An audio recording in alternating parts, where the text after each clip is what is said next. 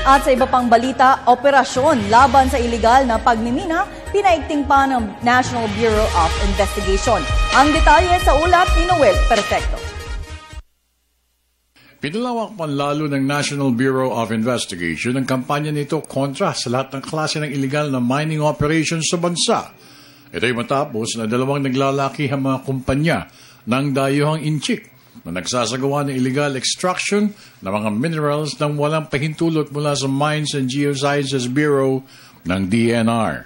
Sa kanyang pagharap sa PTV4 News Team, sinabi ni Director Virgilio Mendez na hindi na ubra ang mga unlawful extraction ng anumang minerals tulad ng gold o ginto, copper o tanso, at ang tinaguriang magnetite sand o black sand dahil ito'y bawal na at tiyak na mahuhuli sila rito.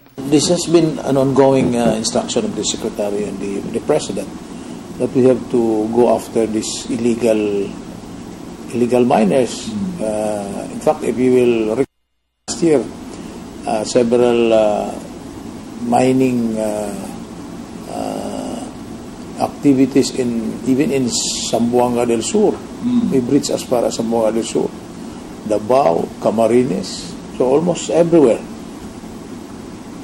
The NBI together with the MGB, DNR is doing its best to minimize or regulate or at least to curtail, if not totally stop, this violation of our environment. Matatandaan na naunang sinakote ng NBI kasamang ibang ahensya ng pamahalaan ang Crown Prince Pacific Corporation head na si Maria Limay Kayanan at ilang mga Chinese nationals na nahuling nagbabagsak ng tone-toneladang magnetite sand lulan sa mga barges sa barangay Kabasagan, Boston, Davao Oriental. Ang isa pang grupo ng mga dayuhang nahuli sa barangay Napaod, Labo Town, Camarines Norte Province ay dito pinasara ng mga otoridad ang Chinese mining company na Top International Mining Corporation. Nakitaan ng rason ng NBI para sampahan ng kasong governor ng Camarines Norte na si Edgardo Egay Talyado. Bunsod ng mga ulat na ginagamit ng pinunong lokal ang Chinese firm bilang front ng kanyang illegal na mining activities. Case for violation of our environmental laws was already filed against the people involved in this attempt to smuggle out.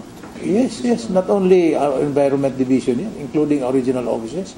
Now to add to it, our region also in Davao has successfully conducted raids on explosives which were used in these illegal mining activities.